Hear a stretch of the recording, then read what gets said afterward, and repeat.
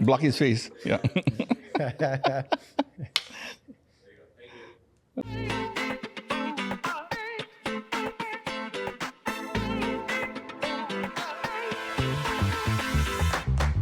I got something on my mind, but words, they won't do it justice. I could write it on the side, but words, they won't do it justice. Aloha and welcome to ICAN Talks. I am Brian Keaulana.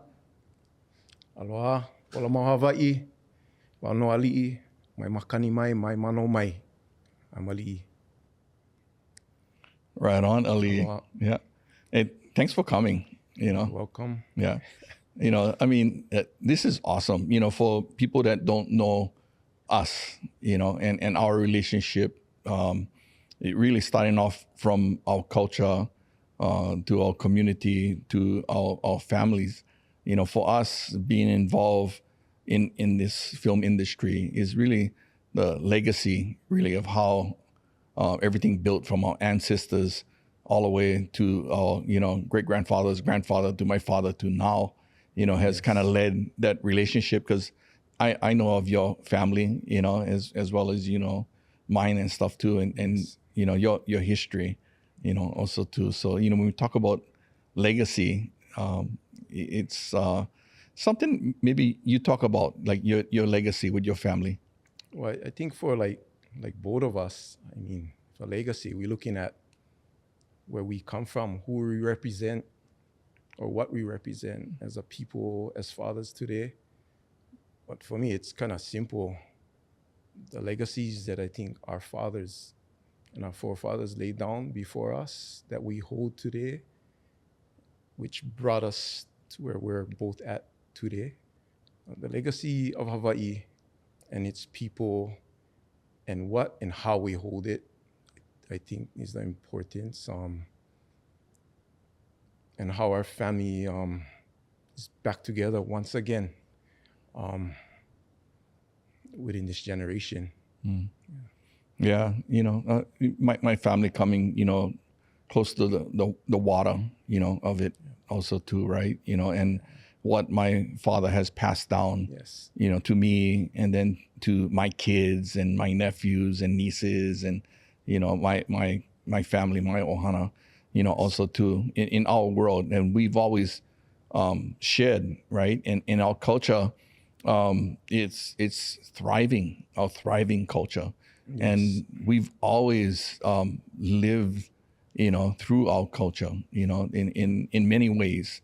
So it's great passing that on, and it's great even being on this platform right now in a global platform to make people understand who we are, but not just who we are, and also giving props to our other Kanakas and other Hawaiians that really like this story that we're doing in Chief of War, having one Kanaka actor, having Kanaka director, and so many different, as far as Kanakas involved. So for me, it's something that written and developed from the inside out, because we've always been interpreted from the outside in. Yes, agreed. Yeah. Yeah.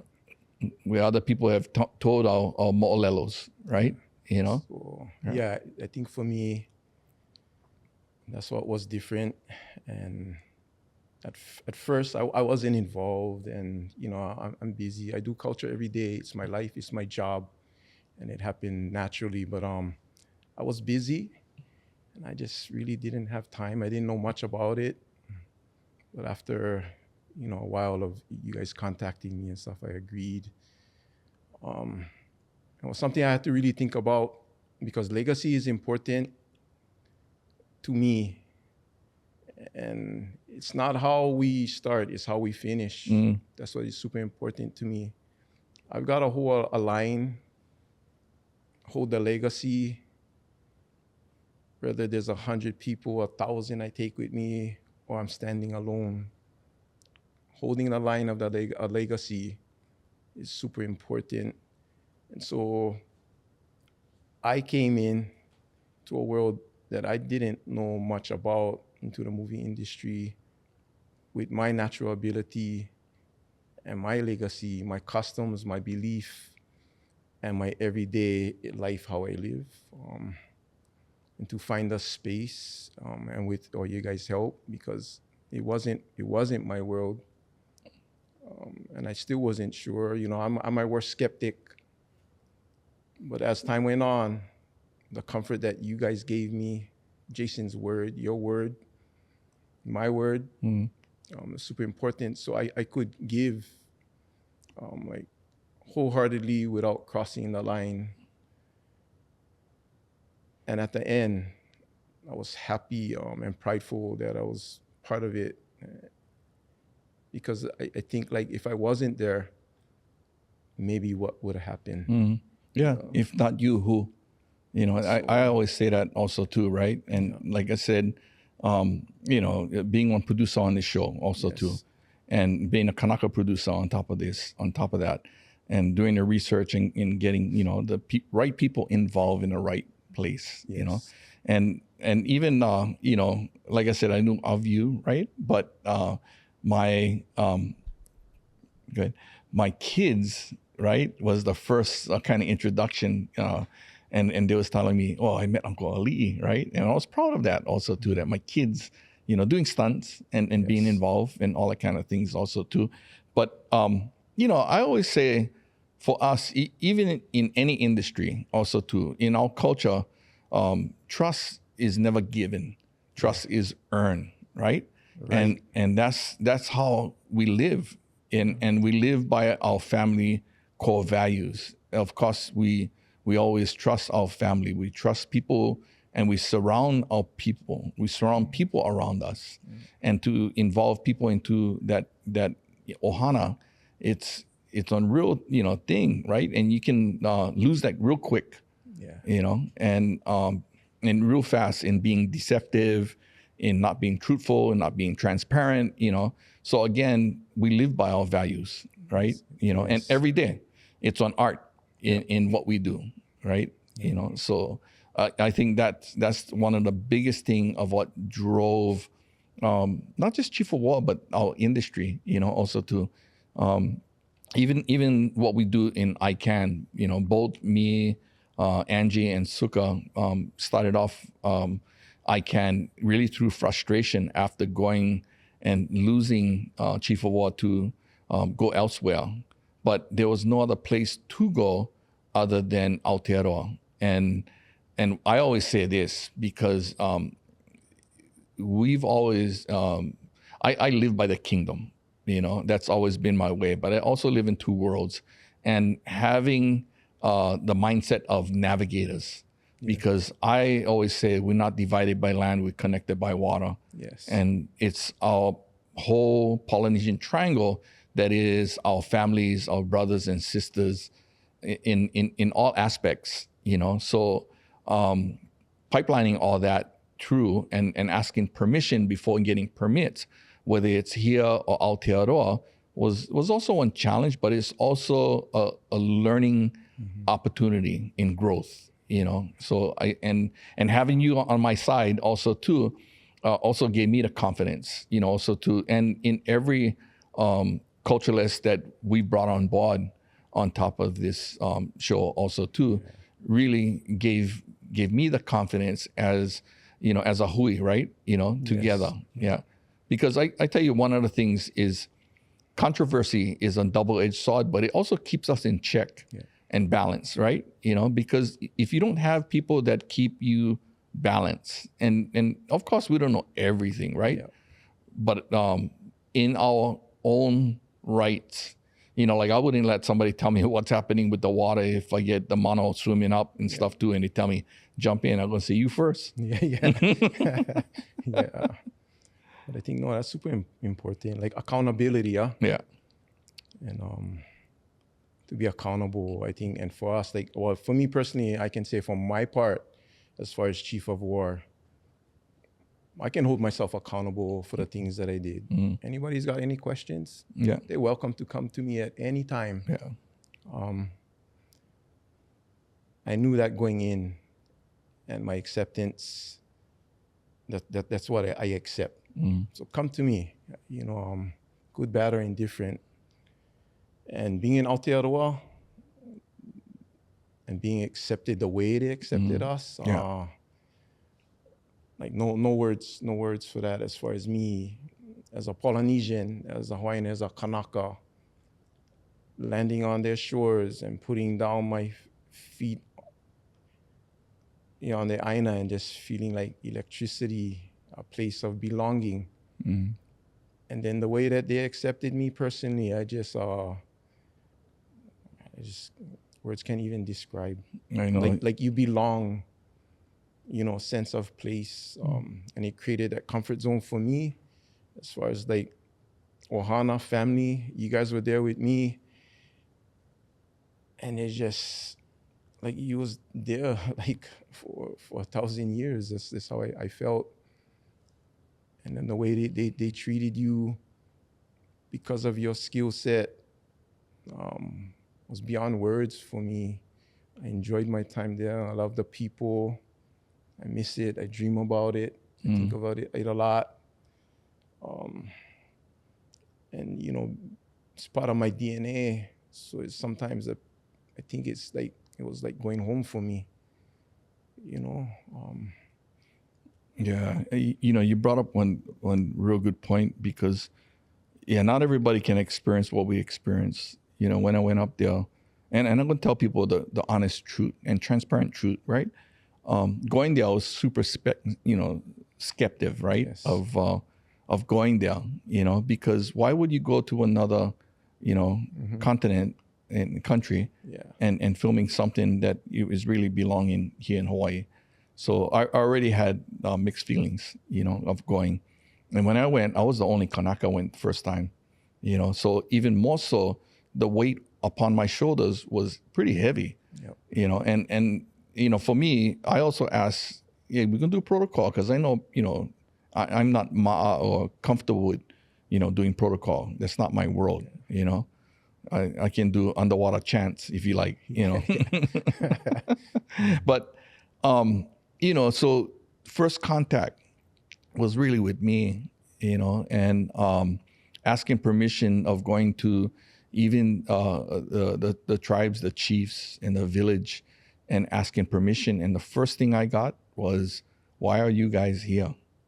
And that's the first thing. Why are you doing this thing here? And taking responsibility, right? Our kuleana. I cannot accept responsibility for the production because I know full control. Yes. But what I do have control is Jason is my family, blood, right? So I asking for my family if we can do this, here, just because we cannot finish our story at home. In order to finish our story, this is where we need for exist. And there's no other place in the world that you have natives or people that connected to us, look like us, And when I went there, I was blown away. Yes, I saw my uncle. I saw my grandma. I saw my niece. I saw my nephew, all in their looks, and I was going, oh my God, that was crazy, and like you said, the feeling of that. But also when they welcomed us and told us about the 7 tribes that sailed over, really made me a sense of connection, right? It's like, I keep saying, we're not divided by land, we're connected by water. And at one time, we were all speaking the same language at one time. So again, thinking from the mindset of being Kanaka and not the Western mindset of being navigators and sailing to these shores, it is one honor to share and learn, and also learn from them of what we need here as a filming industry. That's what really pumped, me and Angie and Suka and even Jason, pumped us up, one thing I heard also too, right, is that Aotearoa, New Zealand is a nation, and it's hard for us to compete. But you know what I say? It's the mindset, right, in Aotearoa. Yes. Because I still feel we want nation, we want kingdom. We still, we want island. People have to come to us guys to get to us. There's no way they can just drive up to us. So having that mindset and then moving forward and, watching that needle and just trying to move that needle along, I think that's the way through them. But then how do we not lose ourselves, right? Yes. So that's the other thing that we trying to do in ICAN, but not just ICAN also too, because I always say it's not about ownership, it's about stewardship. And again, I'm not going to wave on flag. It's about all of us. It's about inclusion. How do we include everyone? And to me, everyone who knows me, it's never about me. I always elevate and proud about people I elevate around me. That's my true treasure. That's my success. Because one day they might be the one that hiring me, or they might be the one that I will teach how to save something that might save one of my family. So passing that. That's the on. legacy you spoke of, right? Yeah. It's not about us. It's what I say. Like, our time here is short. It's not about us. It's about what we laid down, the seeds. Yeah. The 100 years that we're supposed to have laid out for the ones that we have. So that is our legacy. It's not about us. It's what we leave, what we teach people to do, the mindset, the strongest thing we own. So we build minds. People ask me, what do you do, Ali? Well, I do a lot of things. And most of it is, connected to culture, indigenous knowledge. But one of the things I do like native and endangered species management. And I teach it as a Kanaka to make them understand they're also at threat and endangered. We're endangered. My mind is endangered. My thinking is endangered. My mindset is endangered. Like, how do we get that? How do we not lose it? It's what you just spoke about, from the world is I see it, not how they see it. Like we talk about Kanaka people as white expanse. Well, I can still see white expanse. I tell people, stop living your life through a straw. If you don't know what I'm talking about, grab a straw, close one eye and look through it. That's your life. And it's exactly where we don't come from. But some of us have lost it. Some of us have held it. And some of it is not for free. Things were passed down from our fathers or our grandfathers or great-grandfathers because we had a seed or how we held it. And they knew that. I believe that today. So to emulate these people, these men, being brought up in a mua, a strong foundation of Kanaka and men, they showed you exactly what it was like, but the mind controlled everything. And I just wanted to be like all of them, and some of them, they would teach through silence. If you wanted to learn, hey, Mao, you needed to be there every single time. Yeah. And no ask questions. You know how many times it takes to learn something, but it taught me something in life. But luckily that seed and that Enna was still alive, that burning desire, to hold that. Now we share this with our people, our family, our children. And those are our seeds, of tomorrow. Because I'm afraid of what I see in our society. As a man, as a Hawaiian, it scares me. So my commitment to some things that I wouldn't have committed to 10 years ago, 5 years ago, 20 years, I gotta commit. But my integrity in that line, I need to find how I'm gonna hold it. But I still gotta commit because of that endangered species, that endangered thought process, of that holistic, everyday movement and speed. Yeah, Oivi strong. You bring up about my upbringing. I consider probably the richest that I ever been. People look at rich as far as monetary, but I never was hungry. Yeah, my father would feed not just us but the whole beach. Yes. We lived actually on Makaha Beach, and my father would go out and he would fish. He would dive all day, but when he come up, Hey, he feed everybody, tourists, no matter. Make their bellies full, right? You know, play music, all that kind of things. And back when I was small, regardless of that elder, if they say something, we would always say, yes, auntie, yes, uncle.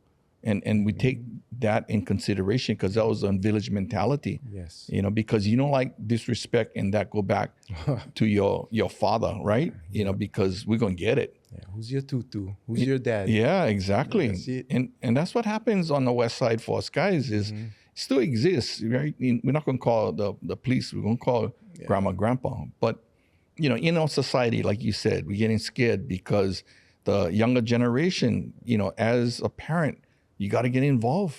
But it's hard nowadays because both parents both got to work, you know, for try and provide, right? You know, but how do we get there to where we can have our parents, you know, bringing up the kids, raising the kids rather than letting them grow up with the technology that get nowadays because, you know, things go rampant. But it's through these films also too, I feel that it's on conduit that we can at least still provide our values, our culture, but it's up to us as leaders to how to try to grow this, right? And not lose ourselves, you know, also too, because there is respect inside of this, right? Through proper education, you know? Yeah. So, you know, like my father always says, right? You either go in school or church, you know? Yeah. So Or is it the same? Yeah. Oh, yeah. Or is it the same? Yeah. You know? So that's the thing. We always carry God in our heart. Always. My father has always been one religious man. He had one hard life. And he don't like his kids, you know, working as hard as he did, right? Provided as we all try to provide for our kids. Yes. Right. But again, at the same time too, you got to give some hardships so they can learn That's right. through the process. Hardships build strong people. Yeah. You know, and I think we both come from backbreaking, firm-handed fathers. Oh, yeah. You know, church or your school. You know, my school is INA. It's also my church. I live in it every single day. Wide expanse. That's the beauty of it. You know, I was a union worker for a long time. You know, made money doing all kinds of different things. But today, I do what I love to do. I do INA, and I build people. Yeah, I'm a farmer and a fisherman. You know, just teach ahupua systems, maka tumakai. And then at times, divisions of the heavens and the depths of the sea, beyond the normality of an ahupua system. Yeah. That, you know, people think about. But you know, you brought up something that is actually one of Jason's pride and mine too, is, you know, in this opportunity of work with film, how can we bring our ahupua system into our culture of filming, right? You know, and doing this with Chief of War, I mean, really like, you know, in our world is we build sets, you know, we look at lo'i fields and all that kind of things. So, you know, why not resurrect some of our lo'i fields? Why not build villages that we can keep and maybe employ some of our homeless people through that and stuff too? So these, you know, some of the topics that later on in the future, can that be, you know, a thriving thing where we can, I mean, to me, we had the richest culture, right? Where, I mean, money wasn't part of our system, really. You know, it's like this, right? My grandma before, she goes, oh, I like eat red fish. And then red fish at her porch right there. And it wasn't something bought. It was just, oh, grandma, you like red fish? Okay. It was more prideful that one of us who caught the red fish. that's right? our job. That's our responsibility. Yeah, that's our responsibility given to the elders, you know, to all that. And that was prideful that we did that, you know, to go out and feed, you know, and provide, you know, and that's always been our way. And it still exists in our community. But how do we keep that, right? And teach that also too. Yeah, so that's something, I guess, like you and I, like, my family, we still do that till today. Like, we Malama people, the unspoken word, we feed. My daughter, my nephews are all trained to do these things and be responsible. I always tell them, it's not what we say, it's what we do. You cannot fool people, and I think you can. So do instead of speaking. Don't let me keep reminding you, and teach the next generation. Like, I can help you, I can get things started too, but you gotta stand, you gotta learn, you gotta step up. Because I think for you and I, our life wasn't easy either. Like, it wasn't free. It's literally blood, sweat, tears, and backbreaking work again to get to where we are today for the ike that we hold.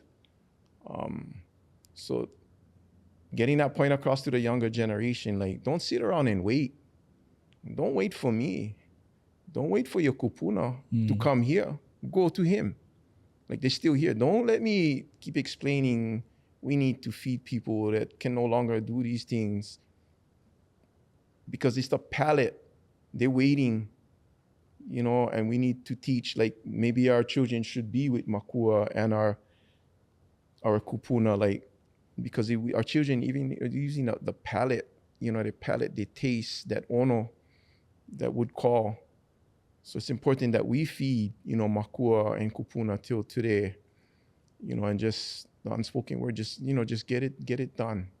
It's not about, you know, money or anything else. It's about the lineage, the legacy. It's the legacy. You know, I don't want to be the last of its kind, you know, but I'm watching, and, you know, we both cannot keep taking people by the hand. They got to stand, especially in today's society. Like, we look at rich culture, yeah, we look at vai, like, vai. Our culture is what created us, made us strong. Rich in wealth of aina and water, our subsistence and things like that. Now, in our culture, you got to work, both parents, sometimes 7 days a week. That's what your children's going to emulate. And so I look at how we do this, you know, our housing, our homeless, Maui wildfires, like, we're losing our people. What about us? So I hold on and I wait. I'm here waiting, like, for whatever, you know, I need to do when the time comes with these skill sets. If not, you know, it's all gone. We gotta get our people back, you know, to thinking, like, you know, I was a stout Hawaiian, but I had to come to my own thinking, like, it's not always about being Hawaiian, because we have other cultures here. It always was like that, you know. From a certain time in history, it was a thriving melting pot, and we live together as a culture. So we got our Hawaiian culture, our melting pot culture. That melting pot culture was so important to Hawaii and how we live, how we walk, we spoke, we talk, pidgin, broken English. You know, this understanding of people and how we take care of each other through culture is like, it's all being lost. Like, it scares me. You know, all of these things. I cannot sleep at night. Yeah. You know, we even talk, I mean, we talk a lot about Kanaka, but, you know, also to our family is we have a lot of hanai, right? Yeah. That once we hanai somebody, it doesn't matter what color your skin or what nationality you get. If you part of our family, hey, my mom and dad going love you, but they're going to discipline you the same as I got the discipline. But that's all part of the learning, you know, in all this and stuff. You know, and I think that's the thing, right? We're trying to make sure that we don't lose that. And I think part of our culture also too, because, you know, a lot has been, you know, I sometimes I say taken away, but, you know, in our culture, there was a lot of pockets that we kept our culture going, you know, and that is, you know, now we see that coming back, that fruitfulness, right? And sharing of cultures and things like that. One of the things also too, you know, I look at is how the Hawaiian mind been westernized, you know, through a lot of, right now, you know, either with social media or technology to, because sometimes, you know, or not even sometimes, a lot, I see other Hawaiians or entities pulling each other down. And if you notice, a lot of times, especially for me, I never try and put myself in that moment. In fact, for me, it's always been about I'll improve in my actions because that's our cultural way. Yes. And the one that really try to either step right either on me or on our family or whatever, rather than be vengeful, how I'm going to elevate them, because that's the proof, in our culture, in being pono, in being righteous.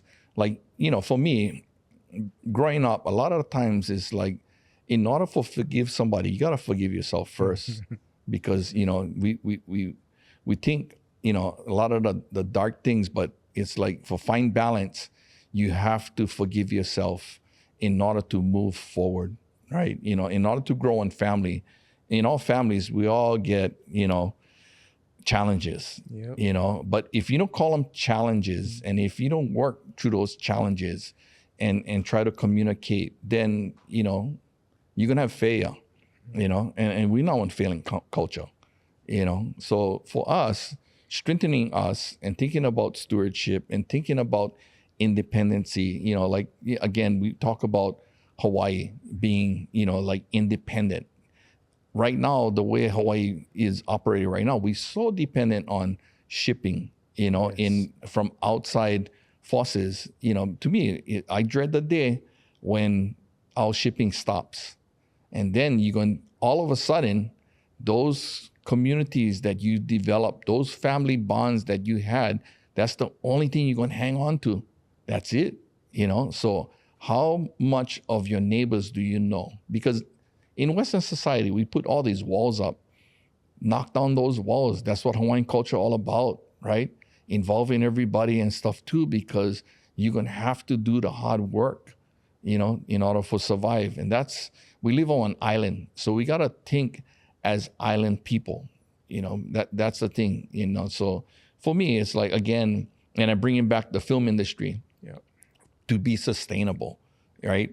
How do we provide? Because again, in Hawaii, our economics, if we talk about, we're so much dependent on tourism, there's the economic of filming. Most of the filming is all like, oh my God, how do you say this, without making it look bad? In the tourism industry, you really have to work really hard and you kind of just surviving. Whereas in the film industry, you can almost thrive in the film industry. We can create more entrepreneurs. We can create more leadership roles rather than, kind of, the roles of and not putting the tourist, industry down, which is dependable. But again, how do we strengthen the pillars? Because that's only, film, tourism, and then our economics, even in our agriculture, also too. So, again, we really got to think as a people, how are we going to try and thrive, not survive? Yeah. Yeah, I think so. And like, just politics, got to get a hold of ourselves or our politicians. Right now, we're over 80% reliant on outside resources. Mm-hmm. So you speak of, resource management. Like, what happens if the ship stops? Spooky thought. Yeah, but that's why I do what I do. I know. I know my family is 100% sustainable. Yeah. But how long can we sustain our surrounding families if something was to happen? Mm-hmm. Our ocean resources, how much can it handle? Yeah. You know what I mean? Yeah. As we lose a lot of our agriculture lands on development and things like that, just makes no sense to me. Mm. Once thriving culture, but now we're over 80% relying on outside resources. What happened to us? Yeah, I work in emergency management. I teach risk management. Yes. So that's in my DNA. Also too. So I think about every scenario. Of what can go and how can we, again, survive and thrive and all these kind of things. But again, and that's all part of our legacy, right? For us and stuff too. But in the next generation, understanding all these bullet points, these topics, to try and tackle those topics. Because even like, we're talking about land management or watershed, those kind of things too. Yes, yeah. It's and one of the things actually, I've been exploring and talking about, like, is there a way where our film industry can leave it better than when we went there? Yes. That kind of stuff too. That's why I'm saying, so is there areas that need help and work, and how can we not fix things, but make things where they're sufficient and we can, let them go, right? So Yeah. So so when we look at sustainability, like threaten or species management, how do we get it to a point where we're no longer managing them at 75 or 85%? How do we get to managing them? Because they need to still be managed and helped. How do we get it to 20%? So that's kind of like what we do, whether it's species or human, try to teach that mindset. Because I just look at the overlay. If people can understand what I'm saying, it's all the same, the concept. You got to make it, part of you.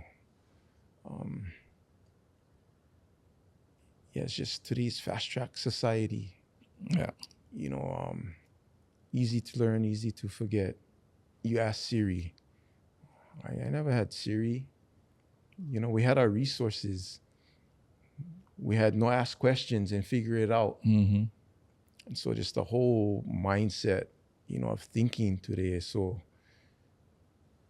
I try to hold on to what I can in today's society and understanding like a balance or a common ground, because we need our children to also learn. But how do we do that without giving up all of our culture and our beliefs, our lands, learn our policies. Pay attention to politics, find your place in your space. Don't just sit around. Do something, So we look at this film industry. I'm new to this, but I think we left some places better than we came.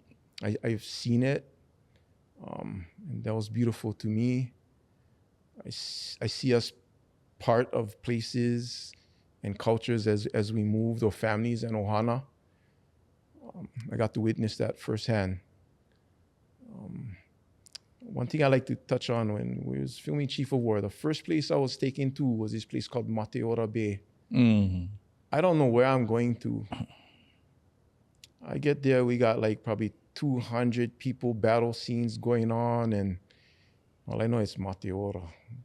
I find out this is the place where they train their warriors. So for the people of Aotearoa and the area of Mateora, it was important not only to showcase what we were doing there, but because that's where their warriors were trained, it was like an awakening for them. For me, not knowing, I step onto this aina as like, and that electrifying things that happens to me from time to time. And then how I'm greeted as one person, as my skill sets, there at that place, I was blown away. Those guys are serious. They don't fool around. And they just met me. And this is like from stories, wherever they got it from. I'm accepted to this place, but I feel it. I feel it. And being with them and those families from Mateora and bringing, this battle scene to life. And I get there and they all look Hawaiian to me. It's like, look like my cousins, my friends, my family. And it's like, I was blown away. Like how we, they just look like us. They just deep in culture. So that was my introduction to the place and space, the people, a place where trained their warriors, a sacred site. But we left that place better than when we came, from my understanding, that the monies would go to building a marae. I remember going there too, and I had to train everybody in the water and in the surf, and they just gravitated to me, my son, and Archie Kalepa. And, for us, it's a natural ability to take canoes out and go through the surf. Yes. Right? For them was like, wow, this is like heavy. Yeah. And then to see us guys, like most people, they just afraid and scared. And us guys is we laughing and playing and having fun, right? And showing them how to have fun inside of the ocean, as well as thrive and have the ocean feed you.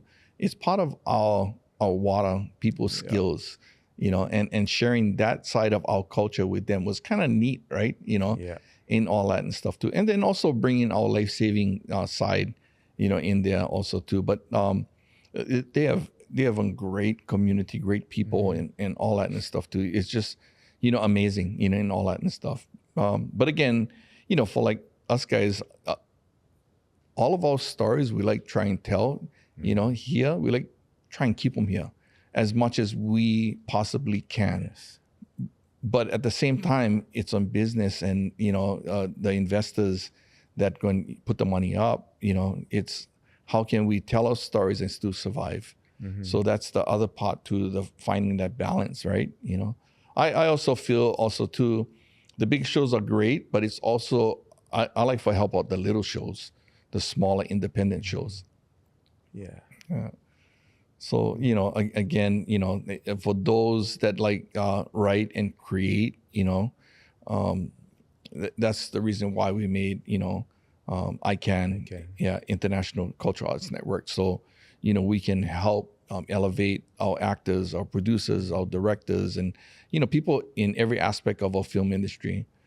We've also created Hawaii Film Alliance, right now, to where we're targeting and helping out our politicians understand the need, to try and elevate this so we can provide in all this and stuff too. But so what would be like your long-term goal? Is it building out of a studio, something like what we've seen in Aotearoa? After going to Aotearoa, to me, it's infrastructure right now. Infrastructure, yes. How do we build one tank, so we can film stuff in a controlled water environment, having one studio, so we can have more people from here rather than going away. That's the thing. You build it, they'll come. So I think that's the best thing. But I've never been in much studios at all. But from what I've seen there, like seeing one peleleo, one double-hauled canoe in water in a studio, I was kind of blown away creating that scene. I always say our studio is our ocean, our mountains. That is our Hawaiian studio. But we need an interior controllable studio. And hopefully that happens. So I know our time running short, but thanks, Ali, with all your knowledge, all your skill.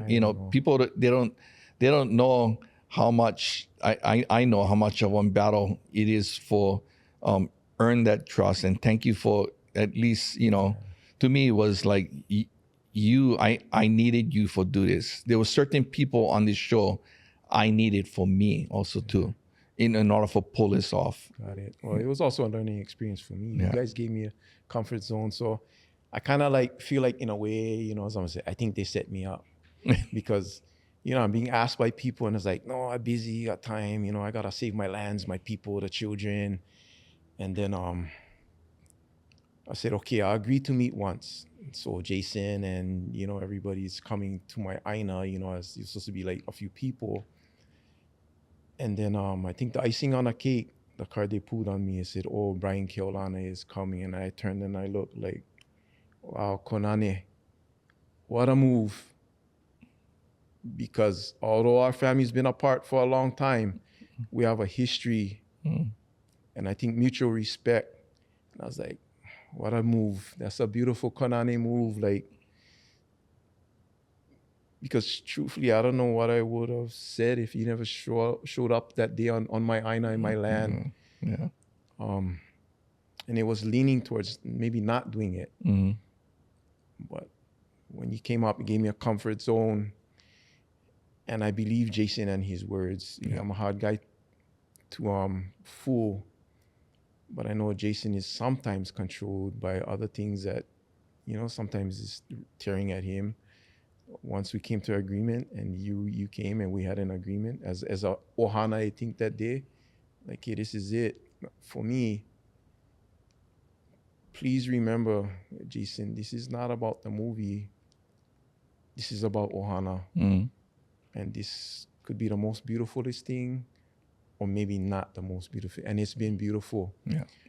He's kept his word. You've kept your word. We live as one ohana and one family. And I'm here, Yeah. I'm grateful. Thank you for pulling me out. Yeah. Thank you, Giving Ali. me that comfort zone. Yeah.